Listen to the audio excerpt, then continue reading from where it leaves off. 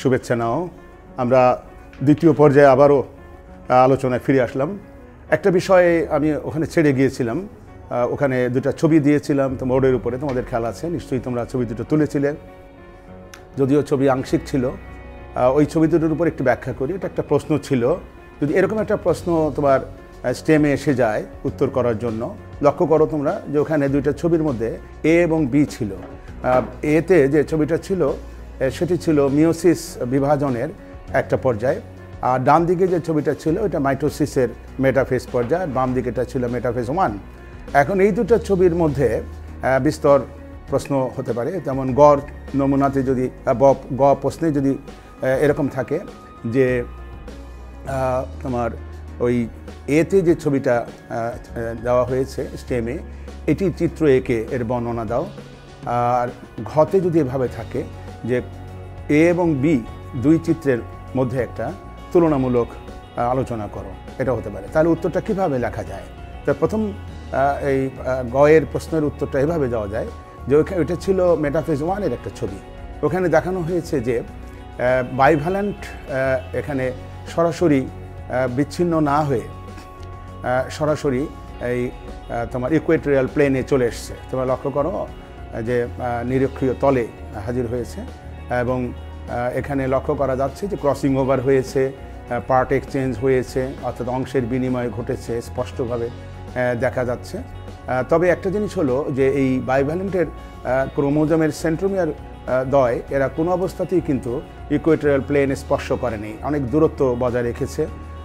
এবং এখানে এর পরের ধাপেই দেখা যাবে যে অর্ধেক সংখ্যক ক্রোমোজোম এক একটা মেরুর দিকে চলে যাবে। অন্যদিকে আমরা যদি ডান দিকের ছবি দেখি, ওখানে দেখা যাবে যে মাইটোসিসের মেটাফেজ পর্যায়ে, এবং এই পর্যায়ে দেখা যাবে ক্রোমোজোমগুলো এভাবে রয়েছে যে তোমার সমসংখ্যক একই ক্রোমোজোম যখন সেন্ট্রোমিয়ার বিভক্ত হয়ে যাবে মেটাফেজ পর্যায়ের শেষের দিকে, তখন সমসংখ্যক ক্রোমোজোম মেরুর দিকে গমন করতে থাকবে। এখানে কোনো রকম এই ক্রসিং ওভার হয়নি, অংশের বিনিময় ঘটে নাই, এবং সেন্ট্রোমিয়ারগুলো এই নিরক্ষীয় তলে স্পর্শ করেছে। আরও একটা বিষয় বলা যায় যে প্রথম ছবিতে যে অংশের বিনিময়ের মাধ্যমে নতুন সৃষ্ট জীবের মধ্যে বৈচিত্র্য আসে, যেটা কোনো অবস্থাতেই দ্বিতীয় পর্যায়ের কোষ বিভাজনের মাধ্যমে, যেটা আমরা দেহকোষে লক্ষ্য করি, এর মাধ্যমে কোনো বৈচিত্র্যের সংমিশ্রণ অথবা স্থানান্তরণ ঘটে না। তো এই বিষয়গুলো আমাদের খেয়াল রাখতে, এভাবে উত্তর তৈরি করতে হবে আমাদের। আর এরপরে আরেকটা বিষয় যেটা হয়তো আমি একটু আলগা আলোচনা করেছিলাম, সেটা হলো যে সপ্তম চ্যাপ্টারে ওইটা ছিল নগ্নবীজি উদ্ভিদ এবং আবৃতবীজি উদ্ভিদের দুটো বর্ণনা ছিল। তো নগ্নবীজি উদ্ভিদের একটু শেষের দিকে একটু কথা বলে নিই, যেটা না বললেই নয়। সেটা হলো যে ওইটা পার্থক্যের বিষয়টা, যে একটা ছবি নগ্নবীজি উদ্ভিদ থেকে দেওয়া হয়, সাইকাস থেকে হতে পারে, অথবা এর এই একই গ্রুপের অন্য কোনো উদ্ভিদ থেকে হতে পারে। সেটার সঙ্গে আবৃতবীজি উদ্ভিদের একটা অংশ, সেটা হতে পারে নিষেকের পর্যায়ের একটা ছবি হতে পারে। এর মধ্যে যে একটা তুলনামূলক পার্থক্য, তুলনামূলক যে প্রশ্ন অথবা পার্থক্য লেখা যায়। এখানে একটা বিষয় পরিধানযোগ্য যে কিছু উল্লেখযোগ্য বৈশিষ্ট্য নগ্নবীজি উদ্ভিদের মধ্যে, যেটা আমি বর্ণনা করেছি, এছাড়াও কিছু দেখা যায়, যেমন দ্বিনিষেক ওখানে হয় না সাধারণত, ব্যতিক্রমী ফিডরা একটা প্রজাতি রয়েছে সেখানে দেখা যায়। এছাড়া আরেকটা বিষয় রয়েছে, সেটা হলো যে এর যে এন্ডোস্পার্ম বা শস্য উৎপন্ন হয়, সেটি হলো হ্যাপ্লয়েড। যেহেতু দ্বিনিষেক হয় না, শুধুমাত্র পুং গ্যামেট স্ত্রী গ্যামেটের মিলনের মাধ্যমে জাইগোট তৈরি হয়, কখনোই গৌণ নিউক্লিয়াস নিষিক্ত হয় না। সে কারণে ওদের এক্ষেত্রে যে শস্য উৎপন্ন হয় সেটি নিষেকের আগেই উৎপন্ন হয় এবং সেটি হ্যাপ্লয়েড হয়। ব্যতিক্রম রয়েছে হেফিড্রার মধ্যে, সেখানে দ্বিনিষেক লক্ষ্য করা যায়। এরকম ধরনের কিছু কিছু পার্থক্য আমরা লক্ষ্য করি। আবৃতবীজি উদ্ভিদ নিয়ে কথা বলে সপ্তম চ্যাপ্টারের এখানে উন্নততর বৈশিষ্ট্যগুলো লক্ষ্য করা যায়, এবং এখানে দুইটা উদ্ভিদেরই পূর্ণাঙ্গ বর্ণনা দেওয়া হয়েছে, যথাক্রমে একটি দ্বিবীজপত্রী উদ্ভিদের গ্রুপ থেকে, অন্যটি একবীজপত্রী উদ্ভিদের গ্রুপ থেকে, এবং একবীজপত্রী উদ্ভিদের গ্রুপ থেকে একটি ঘাসের বিভিন্ন অংশের এবং তার প্রজনন অঙ্গ এবং তার সব কিছুই, গোত্রের সব কিছুই বর্ণনা করা হয়েছে। অন্যদিক থেকে আরেকটি যেটা সেটা হলো দ্বিবীজপত্রী উদ্ভিদের থেকে একটি জবা ফুলের ফুলের বিভিন্ন অংশগুলোর ছবি এবং তার নিষেকের ছবি টবি ইত্যাদি দেখানো হয়েছে। তো আমরা এখানে কি কি প্রশ্ন পেতে পারি সেটাই বিবেচ্য বিষয়। এখানে প্রশ্ন হতে পারে যে আবৃতবীজ উদ্ভিদের যে নিষেক প্রক্রিয়া সেটি উল্লেখযোগ্য, যেটি নগ্নবীজ উদ্ভিদে আমরা ওই ধরনের ঠিক নিষেক লক্ষ্য করি না। যে নিষেক প্রক্রিয়া যেটা আমরা একটু আগেই বললাম যে এখানে যেটা হয় সেটি হলো যে পরাগায়ন ঘটে বায়ুপরাগী।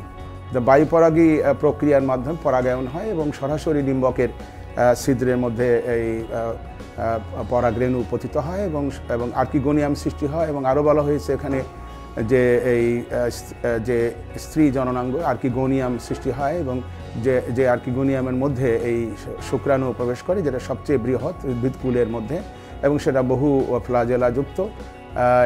এবং নিষেক প্রক্রিয়া যেটা হয় সেটি সম্পূর্ণ বাইরের পর্দার অর্থাৎ অনাবৃত অবস্থায় হয়, যে কারণে আমরা একটা প্রশ্ন এখানে উল্লেখ করতে পারি যে দুইটি বীজ সম্পর্কে বর্ণনা দেওয়া যায় স্টেমে, এবং যেখানে বলা হয় যে একটি বীজ অনাবৃত থাকে এবং আরেকটি বীজ আবৃত অবস্থায় উৎপন্ন হয়।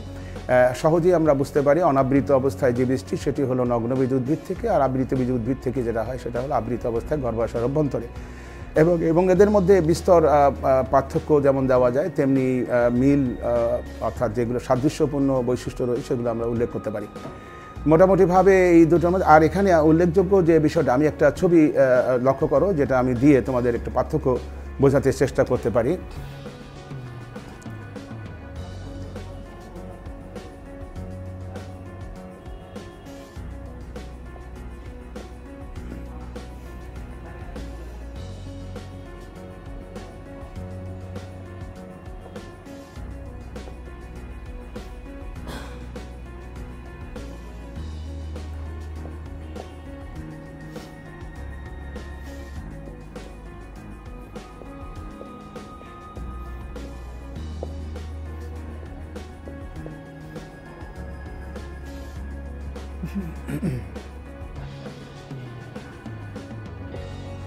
লক্ষ্য করো উপরের অংশে একটা পুষ্প সংকেত দেখানো হয়েছে, এটি দ্বিবীজপত্রী উদ্ভিদ থেকে নেওয়া।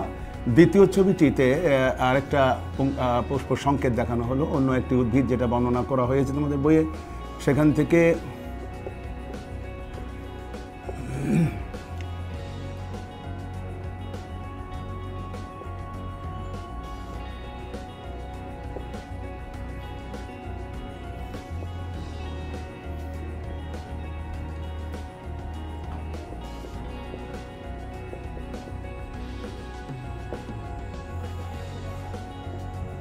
লক্ষ্য করো এখানে যদি এরকম একটা প্রশ্ন মনে করো তোমাদের স্টেমে দেওয়া হলো, উল্লেখ করা হলো যে প্রথম অর্থাৎ মনে করো এটি হচ্ছে ক, এটি হলো খ।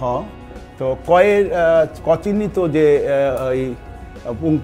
যে তোমার পুষ্প সংকেত এটির বর্ণনা চাওয়া হলো, ব্যাখ্যা চাওয়া হলো। তোমাকে প্রত্যেকটা অংশের আলাদা আলাদা করে বর্ণনা দিতে হবে। আর এভাবে বলা যেতে হলো যে ঘয়ের উত্তরটা এভাবে চাওয়া হলো যে দুইটা তোমার ওই পুষ্প সংকেতের মধ্যে একটি তুলনামূলক আলোচনা করতে বলা হলো। তাহলে টোটাল এই দুইটা গোত্রকেই আসলে বর্ণনা করা হয়ে যাবে।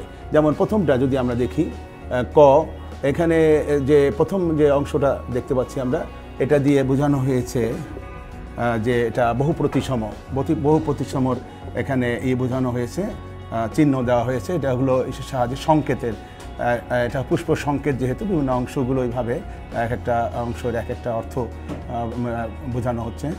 যেমন এটা বহু প্রতিসম, এইভাবে তোমার এটি হলো উভলিঙ্গী বোঝানোর জন্য, উভলিঙ্গ এটা দিয়ে বোঝানো হয় তোমার উপবৃত্তি। এখানে 5 থেকে 7টি ভেরিয়েবল। উপবৃত্তিটা আসলে কোনো গোত্রের অংশ নয়, এটি অতিরিক্ত অংশ এই গোত্রের, এটা একটা শনাক্তকারী বৈশিষ্ট্য এটা এই গোত্রের জন্য। এটা জবা মালভেসি গোত্রের থেকে দেওয়া হয়েছে। এরপরে ধরো এখানে লেখা আছে এটা দিয়ে বৃত্তি দেখানো হয়েছে। বৃত্তির বৃত্তাংশ হচ্ছে কয়টা 5টি, এবং যুক্ত বোঝানো হয়েছে, দ দিয়ে দল মণ্ডলকে বোঝানো হয়েছে এবং দল 5টি এটা বোঝানো হয়েছে, পুংস্তবক পুং দিয়ে বোঝানো হয়েছে, এটা ইনফিনিটি অর্থাৎ এটার অনির্দিষ্ট সংখ্যা বোঝানো হয়েছে এবং এটা যুক্ত থাকে এটা বোঝানো হয়েছে, এবং গ দিয়ে গর্ভাশয় স্ত্রী স্তবকের প্রধান অংশ, এবং নিচে দাগ দিয়ে যেটা বোঝানো হয়েছে সেটা হলো অধিগর্ভ গর্ভাশয়, অর্থাৎ গর্ভাশয়ের অবস্থান ফুলের অন্য অন্য স্তবকের উপরের দিকে থাকে, এটাকে হাইপোগাইনাস বলা হয়, গর্ভপাদ পুষ্প। আর এর গর্ভাশয়ের নিচে গয়ের নিচে দাগ দেওয়া হয়েছে এটা অধিগর্ভ বোঝানোর জন্য, যে গর্ভাশয়ের অবস্থানটি সবার উপরে, এবং ডান দিকে 5 দিয়ে দেখানো হয়েছে এটা ওই গর্ভপত্রের সংখ্যা 5টি থাকে এবং এটা যুক্ত থাকে, এবং এখানে একটা দাগ দেওয়া হয়েছে দ এবং পুংয়ের উপরে, এটা দিয়ে আসলে দুটোর মধ্যে সংযুক্তি বোঝানো হয়েছে, দল এবং পুংকেশরগুলি সংযুক্ত থাকে। দ্বিতীয় ছবিটি লক্ষ্য করো, দ্বিতীয় ছবিতে মঞ্জুরিপত্র ম প দিয়ে বোঝানো হয়েছে উপমঞ্জুরিপত্র, এবং এটা কিন্তু এক প্রতিসম বোঝানো হয়, যেমন এখানে বহু প্রতিসম, এটা এক প্রতিসম, এটা উভলিঙ্গী, এটা উভলিঙ্গী। এখানে পু দিয়ে পুষ্পপুট বোঝানো হয়েছে, 2টি থাকে পুষ্পপুটের সংখ্যা, পুংকেশরের সংখ্যা এখানে 3 যোগ 3, কারণ একবীজপত্রী উদ্ভিদকে রিপ্রেজেন্ট করছে এই পুষ্প সংকেত, এবং গ দিয়ে গর্ভাশয় এবং তার নিচে দাগ দেওয়া হয়েছে অধিগর্ভ, এবং প্রকোষ্ঠের সংখ্যা 1টি। এই হলো দুইটার মধ্যে পার্থক্য। আমরা এটার আরও অনেক বিষয় তুলে আনতে পারি পার্থক্যের জন্য, এবং মিল এবং অমিল এখান থেকে আমরা লিখতে পারি। তো এটি হলো তোমার এর পরের, এটি যে এই আবৃতবীজ উদ্ভিদ সম্বন্ধে এরকম একটা হতে পারে, প্রশ্ন আসতে পারে। এরপরের চ্যাপ্টারে আমরা চলে যাই। এরপরের চ্যাপ্টার ছিল হচ্ছে তোমার 8 নম্বর চ্যাপ্টার, এটি টিস্যু, এর উপরে তোমরা লিখতে পারো হেডিং, টিস্যু লিখে শুরু করতে পারো। তো টিস্যু সম্পর্কে বলতে গেলে আমরা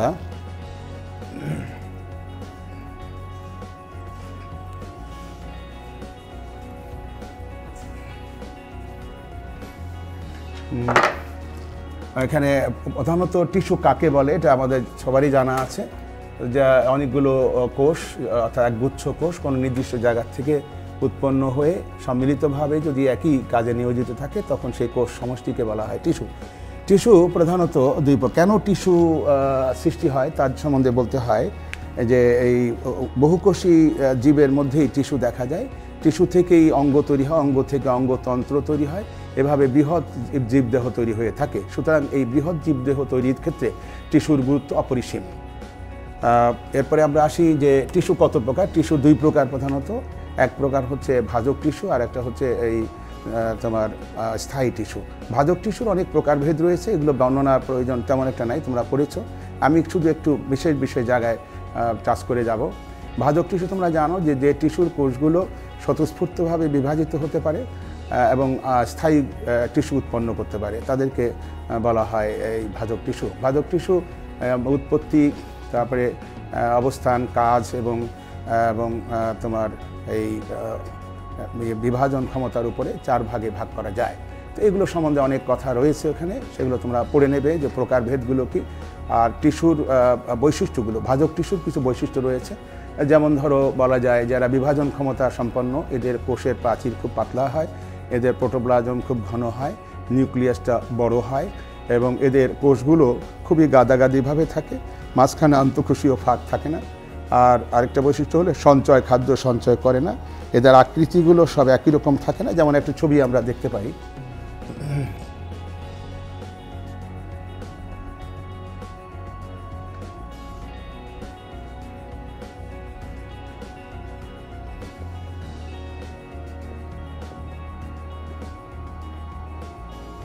এইভাবে আমরা ছবি একটু আঁকতে পারি, বড় বড় নিউক্লিয়াস থাকে। এটি হলো ভাজক টিস্যুর কোষগুলোর চিত্র, যেমন এটা ষড়ভুজাকৃতির হতে পারে, কখনো কখনো এটি আয়তক্ষেত্রের মতো হতে পারে, যেমন এরকমভাবে হতে পারে, এরকমভাবে আঁকতে পারি আমরা, অনেকভাবেই করা যায়। তবে খেয়াল রাখতে হবে নিউক্লিয়াসগুলো এদের বেশ বড় হবে, প্রোটোপ্লাজমটা বেশ ঘন হবে এবং কোষগুলো অস্থায়ী হবে, অর্থাৎ প্রাচীরগুলো খুবই পাতলা হবে এবং এর মাঝখানে কোনো ফাঁক থাকবে না, কারণ এদের বয়স খুবই কম থাকে এবং খাদ্য সঞ্চয় করবে না, পরিবহনের কাজ করবে না, ইত্যাদি ইত্যাদি। তোমরা এগুলো একটু খেয়াল রাখবে। এরপরে স্থায়ী টিস্যুর বৈশিষ্ট্যগুলো সম্পূর্ণ উল্টা হবে। যেমন ভাজক টিস্যুর বৈশিষ্ট্যগুলো আমরা দেখলাম, ঠিক উল্টো বৈশিষ্ট্য হলো স্থায়ী টিস্যু, এদের আকৃতিগুলো একই ধরনের, কোষগুলো একই ধরনের আকৃতি সম্পন্ন হবে, এদের কোষ প্রাচীরগুলো বেশ পুরু হবে এবং এদের নিউক্লিয়াসটা অপেক্ষাকৃত ছোট হবে, আন্তঃকোষীয় ফাঁক থাকতে পারে, এরা সঞ্চয় করতে পারে খাদ্য, পরিবহনের কাজে অংশগ্রহণ করতে পারে, এরা বিভাজনের ক্ষমতা প্রাপ্ত নয় কিছু ব্যতিক্রম ছাড়া। মোটামুটি এগুলো হলো পার্থক্যের বিষয়। আর টিস্যু সম্বন্ধে আরও কিছু কথা আমাদের জানতে হবে, সেগুলো হচ্ছে প্রথমেই বলতে হয় যে তোমার এই টিস্যুতন্ত্র বলতে কাকে বোঝানো হয়। মনে রাখবে, বিজ্ঞানী বলছেন যে এক বা একাধিক টিস্যু সমন্বিতভাবে যে তন্ত্র গঠন করে তাকে বলা হয় টিস্যুতন্ত্র। তো আমরা দেখি এক প্রকারের টিস্যু দিয়েও কিন্তু টিস্যুতন্ত্র হতে পারে, যেমন এপিডার্মাল টিস্যুতন্ত্রটা কিন্তু সাধারণত এক স্তর বিশিষ্ট হয়, এক প্রকারের টিস্যু দিয়ে গঠিত হয় এবং কখনো কখনো অবশ্য ব্যতিক্রমীভাবে দ্বিতীয় বা তৃতীয় পর্যায়ের স্তর থাকতে পারে। এগুলো হচ্ছে সাধারণত বহিঃত্বক, মূলের, কাণ্ডের, পাতার যে বাইরের দিকের যে ত্বক গঠিত হয় সেটা এর মাধ্যমে হয় এবং এর কোষগুলো কিন্তু খুব গাদাগাদিভাবে থাকে, সাধারণত ষড়ভুজাকৃতির হয় এবং এটা ক্লোরোফিল মুক্ত থাকে। আর আরেকটা হলো এর আবার কিন্তু কিছু মডিফিকেশন থাকতে পারে, যেমন এপিডার্মাল টিস্যুতন্ত্র থেকে রোম তৈরি হতে পারে, সেগুলো হতে পারে গ্রন্থি হতে পারে, তারপরে কোলেটার্স হতে পারে, স্কেল হতে পারে, এই ধরনের অনেক উপবৃদ্ধি এখান থেকে তৈরি হতে পারে। এছাড়া আরেকটা বিষয় হলো, যেহেতু বলা হলো যে কোষগুলো গাদাগাদি থাকে, মাঝখানে কোনো ফাঁকা থাকে না, ব্যতিক্রম হতে পারে এরকম যদি পাতা হয় তাহলে এর মধ্যে পত্ররন্ধ্র থাকবে ফাঁকে ফাঁকে, যে পত্ররন্ধ্রগুলো অবশ্য মুক্ত থাকে, এটি গার্ড সেল বা রক্ষী কোষ দ্বারা আবৃত থাকে। যেমন আমরা একটা উদাহরণ দিতে পারি,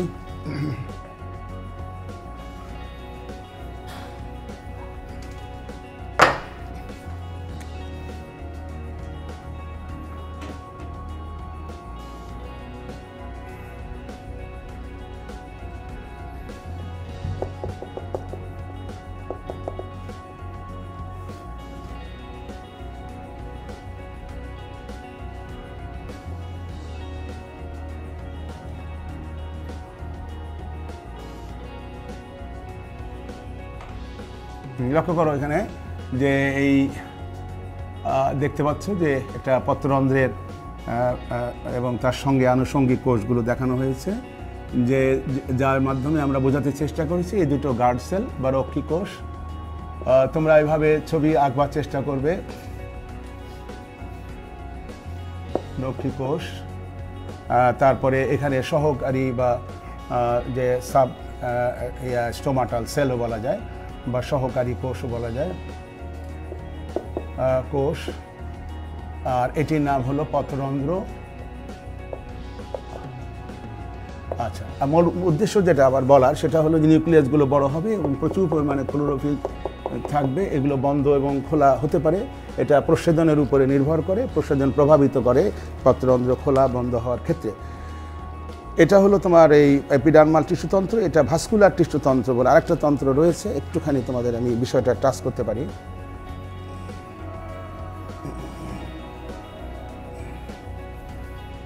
ভাস্কুলার টিস্যুতন্ত্র বলতে যেটা বোঝানো হয়েছে পরিবহন, ভাস্কুলার শব্দের অর্থ হলো পরিবহন টিস্যুতন্ত্র।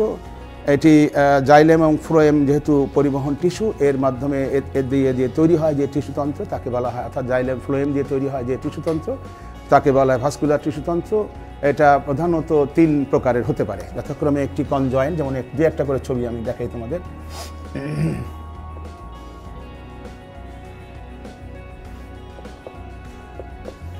এটা একটা ডায়াগ্রামেটিক ছবি, এটা দিয়ে দেখানো হয়েছে, দেখো কনজয়েন্ট বা সংযুক্ত বোঝানো হয়েছে,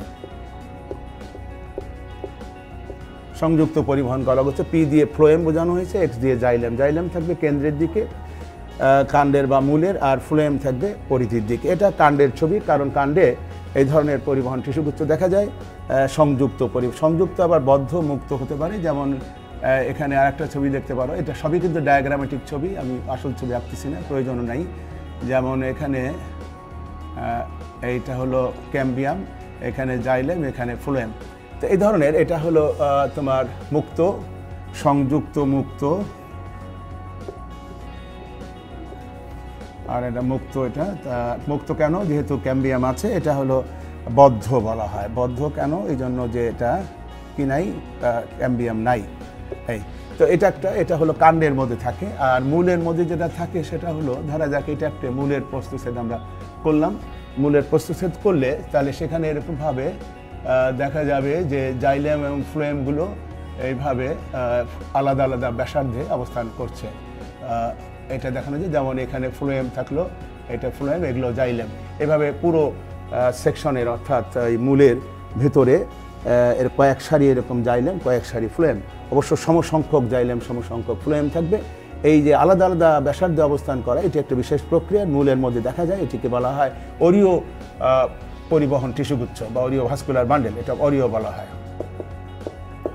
ভাস্কুলার বান্ডেল, বা এটাকে আমরা সংক্ষেপে এইভাবে ভিবি দিয়ে লিখতে পারি। আরেকটা প্রক্রিয়া হলো কনসেন্ট্রিক, সেটা হলো এরকম, মাঝখানে জাইলেম, তার চারপাশে ফ্লোয়েম থাকতে পারে।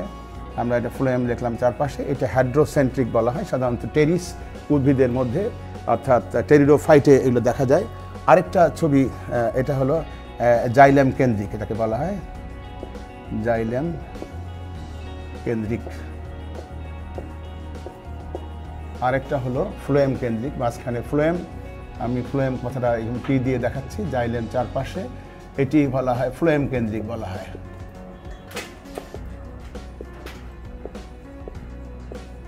হ্যাঁ, এটি হলো ড্রসিনা নামক উদ্ভিদের মধ্যে দেখা যায় এরকম। যে মোটামুটি এই হলো এখানকার এটা টিস্যুতন্ত্রের বর্ণনা। আরেকটি বিষয় এখানে উল্লেখযোগ্য, যে এই টিস্যুতন্ত্রের মূল বা কাণ্ড থেকে কোনো অংশবিশেষ তোমার স্টেমে দিতে পারে, দিয়ে তোমাকে হয়তো এটা সম্বন্ধে ছবি আঁকতে বলা হলো। যেমন আমি একটা ছবি, খুব ডায়াগ্রামেটিক একটা ছবি তোমাদের এঁকে দেখাই।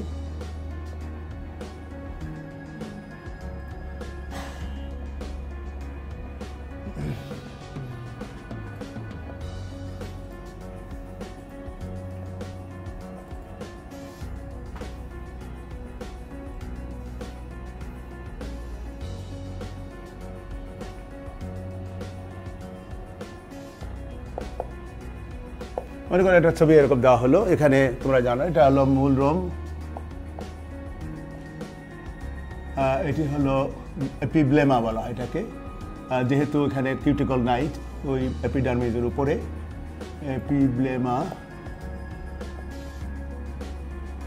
এগুলি হলো কর্টেক্স, আর এগুলি হচ্ছে ভাস্কুলার বান্ডল। জাইলেম, জাইলেমের মধ্যে প্রোটোজাইলেম পরিধির দিকে থাকে, এটি হলো এক্সার্ক বলা হয়, এটা ফ্লোয়েম। এভাবে একটা ছবি মনে করো দেওয়া হলো, ডায়াগ্রামেটিক ছবি। তোমাকে বলা হলো যে এমনি একটি ছবি এঁকে এর বিভিন্ন অংশে চিহ্নিত করো এবং শনাক্ত করে বৈশিষ্ট্য লিখো। এরকম একটা স্টেম দিয়ে অর্থাৎ একটা উদ্দীপক দিয়ে তোমাকে প্রশ্ন করা যেতে পারে। আশা করি এই ধরনের প্রশ্নগুলোর সঙ্গে সম্পৃক্ত হবে। প্রস্তুতি নেওয়ার সময় অবশ্যই এগুলো গুরুত্ব সহকারে বিবেচনায় আনবে। এই টিস্যুতন্ত্র সম্পর্কে এই ধরনের প্রশ্নগুলো যদি তোমরা একটু নজর দাও বা একটু গুরুত্ব সহকারে দেখো, আশা করি এখান থেকে বেশ ভালো একটা প্রশ্নের উত্তর তুমি করতে পারবে। এরপরে আমরা চ্যাপ্টারে চলে যাই। এরপরে বোধহয় ফিজিওলজি রয়েছে।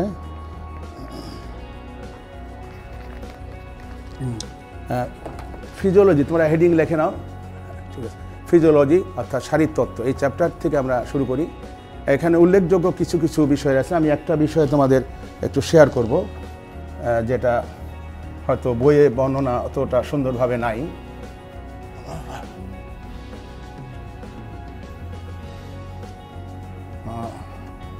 প্রথমেই দেখো, ওখানে শারীরতত্ত্ব বলতে বোঝানো হয় হালস, HALES, হেলস একটা কথা বলেছেন, যাকে শারীরতত্ত্বের পিতা বলা হয়, অর্থাৎ ফাদার অফ ফিজিওলজি বলা হয়। এই জন্য তিনি বলেন যে বাতাস থেকে কিছু খাদ্য আর মাটি থেকে কিছু লবণ বা দ্রব্য এগুলো সংগ্রহ করে যে তন্ত্র করে তাকে তিনি নাম দিয়েছেন এরকম ফিজিওলজি বলে, এবং সেটি প্রণিধানযোগ্য হয়েছে।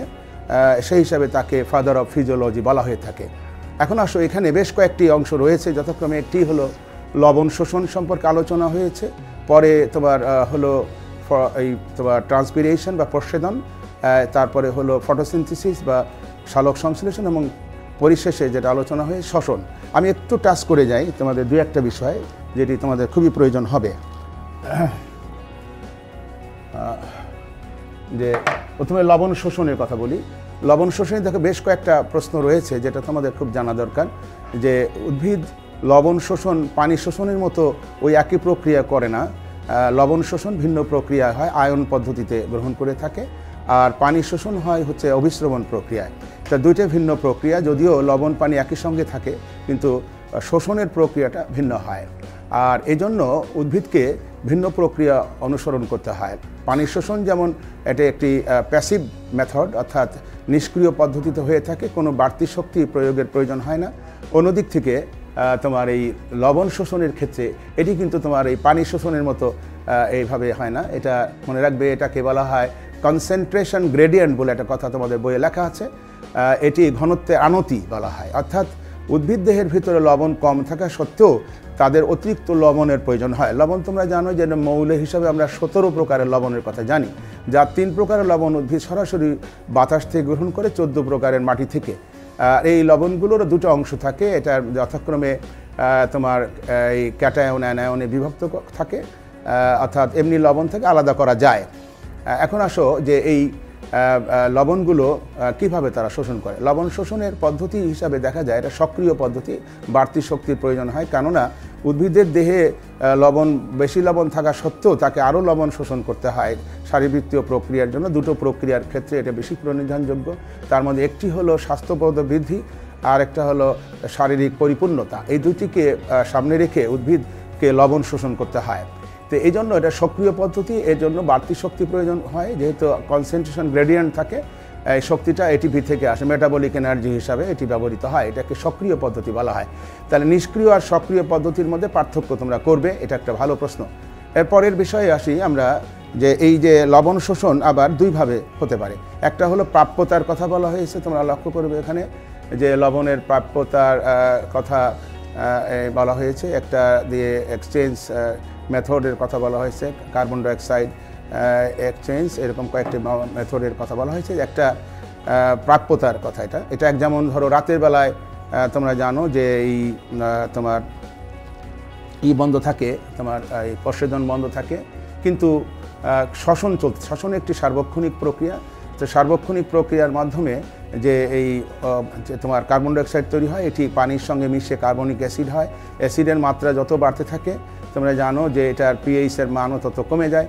এবং আরেকটা বিষয় উল্লেখযোগ্য, সেটা হলেই যে এই মাটিতে মাটি যেহেতু কলের ধর্মী, এই জন্য এই কার্বনিক অ্যাসিড দুর্বল, সহজে ভেঙে যায় এবং প্রোটন এবং তোমার বাইকার্বনেট আলাদা হয়ে যায়, অ্যানায়নে আলাদা হয়। এগুলি কিন্তু তোমার এই মাটিতে যে এই কলয়েড দ্রব্য থাকে তার সঙ্গে লেগে থাকে, জৈব পদার্থ। কলয়েড বলতে জৈব পদার্থ যা পানি শোষণ করতে পারে। তো এটি যখন একেবারে মূল রোমের কাছাকাছি চলে আসে, মাটি এবং মূল রোমের কাছাকাছি আসলে ভিতরের যে পানি ভেঙে প্রোটন এবং হাইড্রক্সিল গ্রুপে আলাদা হয়ে যায়, এদের মধ্যে এক্সচেঞ্জ হয়। এভাবে লবণ শোষণটা নিশ্চিত হয়। এটা হলো কার্বন ডাইঅক্সাইড শোষণের মেথড একটা, আর একটা হলো এক্সচেঞ্জ মেথড আছে। দুইটা মেথড প্রাপ্যতার দিক থেকে। পরবর্তীতে যেটা বলছি, আয়ন পদ্ধতিতে যে লবণ শোষণ হয়, এটি হলো উল্লেখযোগ্য শোষণ পদ্ধতি। এর শোষণ কিন্তু তোমরা খেয়াল রাখবে, দুইটা কিন্তু আলাদা কথা। তো এই পদ্ধতিতে সবচেয়ে উল্লেখযোগ্য যে পদ্ধতি, সেটাকে বলা হয় প্রোটন পাম্প থিওরি, যেটা তোমার লুন্ডিগার্ডের পদ্ধতি বলে স্বীকৃত। এই পদ্ধতিতে তোমরা লক্ষ্য করো, বইয়ে একটা ছবি আছে, আমি একটা ছবি এঁকে তোমাদের বিষয়টাকে বোঝানোর চেষ্টা করি।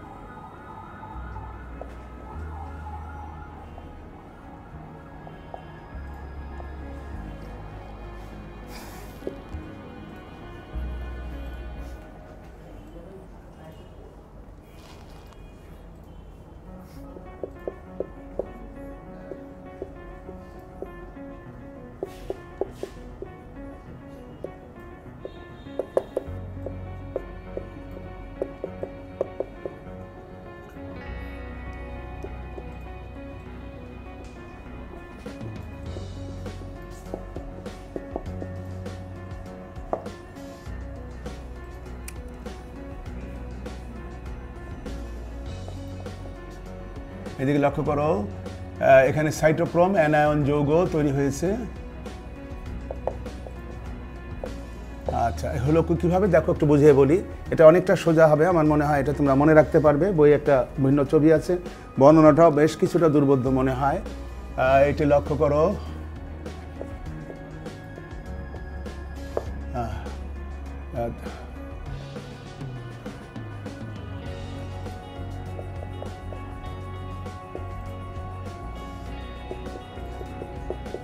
হ্যাঁ। তো দেখো এখানে দেখানো হয়েছে যে এটা কিন্তু বহিস্থ পরিবেশ, মাটির পরিবেশে যে অ্যানায়ন ক্যাটায়ন রয়েছে। দেখো অ্যানায়নটা শোষণ হয় সক্রিয় পদ্ধতিতে।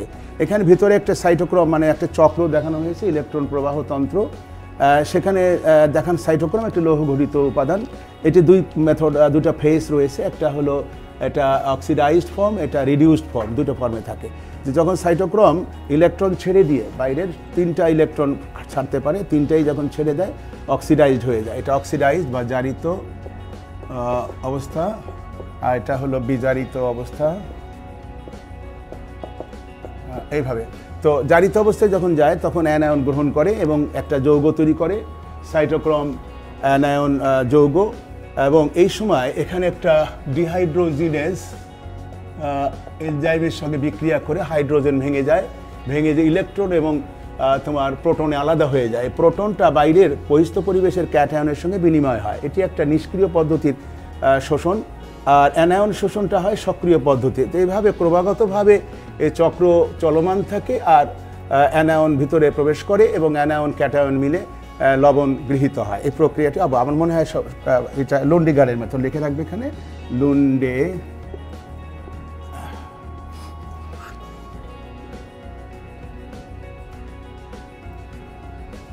লুন্ডিগার্ডের মতবাদ। তোমরা এটি মনে রাখবে, আমার মনে হয় এটা তোমরা মনে রাখতে পারবে এবং লিখলে নাম্বার হয়তো ভালো আসবে, বোঝা সহজ হবে। এরপরে আমরা একটু ভিন্ন আরও কতগুলো মতবাদ রয়েছে, সবগুলো বর্ণনার প্রয়োজন মনে করি না। এরপরে রয়েছে প্রচ্ছেদন। প্রচ্ছেদনের ক্ষেত্রে লক্ষ্য করো, আমি সংক্ষেপে বলি। এখানে তোমরা 9-10ও পড়েছো, এখানে 3টি পদ্ধতি রয়েছে, যথাক্রমে পত্ররন্ধ্রের সাহায্যে প্রচ্ছেদন একটা, আরেকটি হলো কিউটিকলের সাহায্যে, একটা লেন্টিসেলের সাহায্যে, এগুলো তোমরা সবাই জানো। এবং এই প্রচ্ছেদনটা প্রভাবিত করে পত্ররন্ধ্র খোলা বন্ধ হওয়া। এখানে কতগুলো মতবাদ রয়েছে, তোমরা মতবাদগুলো একটু খেয়াল রাখবে। যথাক্রমে লয়েডের মতবাদ আছে এখানে, তোমরা জানো লয়েডের মতবাদটা খুবই উল্লেখযোগ্য। এটি বলা হয় রাতের বেলা এবং দিনের বেলার সম্বন্ধে বলা হয়। রাতের বেলা তোমরা জানো অ্যাসিডিটি বেড়ে গেলে তখন তোমার পিএইচের মানটা কমে যায় এবং তখন দেখা যায় যে গ্লুকোজ যা দিনের বেলা তৈরি হয় এটি স্টার্চে পরিণত হয়, অদ্রবণীয়। এই সময় এর অসমোটিক চাপ কমে যায় কোষের এবং পানি হারিয়ে শ্লোত হয়ে যায়, তখন রক্ষী কোষগুলো কাছাকাছি চলে আসে, বন্ধ হয়ে যায়। দিনের বেলা উল্টো ঘটনা ঘটে, আলোর উপস্থিতিতে গ্লুকোজ তৈরি শুরু হয়ে যায়, রাতের বেলায় জমা হওয়া কার্বন ডাইঅক্সাইডগুলো ইউজড হতে থাকে এবং আস্তে আস্তে এর অ্যাসিডিটি কমে যায় এবং অ্যালকালাইনিটি বাড়তে থাকে এবং পিএইচের মান আস্তে আস্তে বেড়ে যায়। এবং বেড়ে গেলে তখন পানি শোষণের ক্ষমতা বাড়ে, অর্থাৎ অসমোটিক চাপ বেড়ে যায়, বাইরের থেকে পানি অন্য কোষ থেকে পানি শোষণ করে এটি রসস্ফীতি লাভ করে পত্ররন্ধ্র খুলে যায়। আরেকটা কারণ থাকে কেন খুলে যায়, তার কারণ হলো রক্ষী কোষের ভিতরের পর্দাটা অপেক্ষাকৃত পুরু। আমি আগে ছবি এঁকেছিলাম, নিশ্চয়ই তুমি লক্ষ্য করেছো তোমরা, যে এই পুরু অংশটা আসলে বাঁকে না, বাইকে যায় বাইরের অংশটা, যে কারণেই পত্ররন্ধ্রটা খুলে যায়। এটি হলো যখন রসস্ফীতি লাভ করে পানি শোষণের মাধ্যমে। তো এটা একটা। সায়েরের মতবাদ তো একই রকম, তোমরা একটা ছবি দেখো, এখানে আরও চিহ্ন দিয়ে দেখানো হয়েছে। যথাক্রমে একবার দেখানো pH7 আর একবার দেখাচ্ছে pH5। pH7 যেটা হয় সেটা হলো দিনের বেলায় হয়, আর pH5 হয় রাতের বেলা। তো রাতের বেলায় যখন pH5 অর্থাৎ যখন অ্যাসিডিটি বেড়ে যায় তখন তোমার হয় এই দ্রবণীয়তা হারিয়ে ফেলে এবং অদ্রবণীয় স্টার্চে পরিণত হয়, আর দিনের বেলায় উল্টো অবস্থা হয় এবং পিএইচের মান বেড়ে যায়। বেড়ে গেলে তখন তোমার পিএইচ বেড়ে যায় এবং পিএইচ বেড়ে গেলে তখন কি হয়, রসস্ফীতি চাপ বেড়ে যায় এবং বেশি পানি শোষণ করে এবং রসস্ফীতিজনিত কারণে পত্ররন্ধ্র খুলে যায়। এটি একটি পত্ররন্ধ্র খোলা এবং বন্ধ হওয়ার প্রক্রিয়া। কতগুলো প্রভাবক রয়েছে সেটা তোমরা লক্ষ্য করবে। একটা হলো অভ্যন্তরীণ বাহ্যিক প্রভাবকগুলো, এগুলো ভালো করে দেখবে, প্রশ্ন আসে যেমন একটা উল্লেখ করা যায় বাহ্যিক প্রভাবক আলো, যেমন একটা আছে আর্দ্রতা বাড়া কমা, আলো বাড়া কমা, তাপ বাড়া কমা, অক্সিজেন বেশি হওয়া কম হওয়া ইত্যাদি। অভ্যন্তরীণের মধ্যে যেটা রয়েছে সেটা হলো পাতা বাড়া কম হওয়া, পত্ররন্ধ্র বেশি কম থাকা, মাটিতে পানি কম বা বেশি হওয়া ইত্যাদি ইত্যাদি। এই জিনিসগুলো তোমরা একটু খেয়াল করবে। আর এরপরে চলে আসে ফটোসিনথেসিস। ফটোসিনথেসিসের মধ্যে তোমরা লক্ষ্য করবে এখানে প্রধানত যেটি হয় আলোক পর্যায়ে যে চক্রীয় অচক্রীয় দুটি অধ্যায় রয়েছে, এই চক্রীয় অচক্রীয় অধ্যায় এটা 9, 10ও তোমরা পড়েছো, তোমরা এই দুইটা একটু ভালো করে দেখবে। আর অন্ধকার পর্যায়ের মধ্যে কেলভিন বাসাম পাথওয়ে চক্র তোমরা দেখবা, বইয়ের মধ্যে একটু ভিন্ন করে দেওয়া আছে। ওইখানে একটা জায়গায় দেখো যে যেখানে 3-ফসফোগ্লিসারালডিহাইড এবং তোমার ওই তোমার একটা ডাইহাইড্রক্সি অ্যাসিটোন ফসফেট, দেখো এটা উভমুখী বিক্রিয়া, ওই দুইটি 3 কার্বনের যৌগ একত্রিত হয়ে ফ্রুক্টোজ 1,6-বিসফসফেট তৈরি হয়েছে এবং তারপরে ফসফোটেজ এনজাইমের সাহায্যে বিক্রিয়ার মাধ্যমে ফসফেট মুক্ত হয়েছে এবং ফ্রুক্টোজ 6-ফসফেট, পরবর্তীতে ফ্রুক্টোজ 6-ফসফেট এবং 3-ফসফোগ্লিসারালডিহাইড মিলে 7 কার্বনের একটা যৌগ তৈরি হয়েছে এবং 7 কার্বনের এই যৌগ পরবর্তীতে তোমার এই এখানে এরিথ্রোজ নামক 4 কার্বনের যৌগ তৈরি হয়েছে এনজাইমের উপস্থিতিতে এবং পরিণামে জাইলুলোজ 5-ফসফেট তৈরি হয়েছে। জাইলুলোজ 5-ফসফেট এপিমারেজ এনজাইমের সঙ্গে বিক্রিয়া করে তৈরি হয় রাইবোলোজ 5-ফসফেট। রাইবোলোজ 5-ফসফেট ফসফোটেজ এনজাইমের সঙ্গে বিক্রিয়া করে এটিপি থেকে ফসফেট নিয়ে তৈরি হয় রাইবোলোজ 1,5-বিসফসফেট এবং এটা আবারও কার্বন ডাইঅক্সাইড গ্রহণ করে এবং এখানে রুবিস্কো এনজাইমের সঙ্গে বিক্রিয়া করে অস্থায়ী যৌগ তৈরি করে যার নাম হচ্ছে 6 কার্বন কিটো অ্যাসিড। তৈরি হওয়ার সঙ্গে সঙ্গে ভেঙে যায় 3-ফসফোগ্লিসারিক অ্যাসিড 2 অণু উৎপন্ন হয় এবং পরবর্তী এটিপি থেকে ফসফেট নিয়ে তৈরি হয় 1,3-বিসফসফেট গ্লিসারিক অ্যাসিড। এগুলো পরবর্তী NADPH2 তোমার জারিত হয়ে তৈরি হয় হলো 3-ফসফোগ্লিসারালডিহাইড আর একটা ডাইহাইড্রক্সি অ্যাসিডন ফসফেট, এর উভমুখী বিক্রিয়া হয়। এই প্রক্রিয়াটা তোমরা একটু লক্ষ্য করবে, আমার মনে হয় খুব কঠিন মনে হবে না। আর শ্বসন প্রক্রিয়ার মধ্যে যেটি উল্লেখযোগ্য সেটা হলো গ্লাইকোলাইসিস, বেশি বেশি আসার সম্ভাবনা থাকে। প্রশ্নের আমি ছবির এই স্টেমের ছবির কথা যদি প্রশ্নের কথা বলি তাহলে তোমাকে একটা প্রশ্ন আমি এখানে দেখিয়ে দিই। কমেন্ট আছে আমার হাতে? হ্যাঁ ঠিক আছে। এখানে কি কি প্রশ্ন আসতে পারে, যেমন ধরে একটা প্রশ্ন আমি এখানে দিয়ে দিলাম যে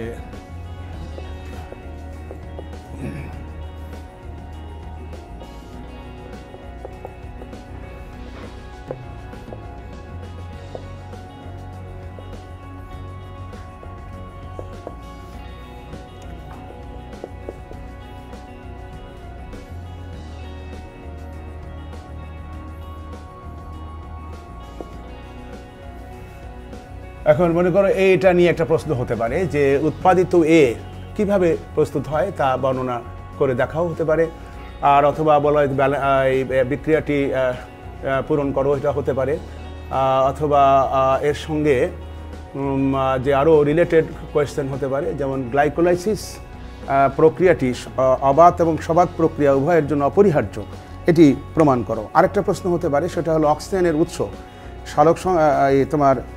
সালোক সংশ্লেষণ প্রক্রিয়া, এটা হলো শ্বসনের, এটা কিন্তু সালোক সংশ্লেষণের একটা বিক্রিয়া দেখানো হয়েছে।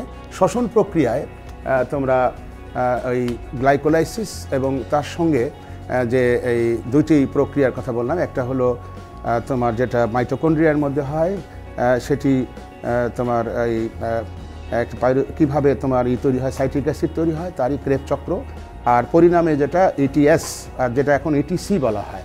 তো সালোক সংশ্লেষণের ক্ষেত্রে যে অক্সিজেনটা তৈরি হয়, এই অক্সিজেনের উৎসটা পানি, এটা প্রমাণ করার 3টা ধাপ রয়েছে। 3 বিজ্ঞানী 3ভাবে করেছেন। একটা হলো রবিন হিল একটা পরীক্ষা করেছেন, তিনি কার্বন ডাইঅক্সাইড না নিয়ে তিনি অক্সিডাইজার ব্যবহার করেছেন, অর্থাৎ জারক ব্যবহার করে তিনি বিক্রিয়া দেখেছেন যে অক্সিজেনটা উৎপন্ন হয় সেটা পানি থেকে আসে।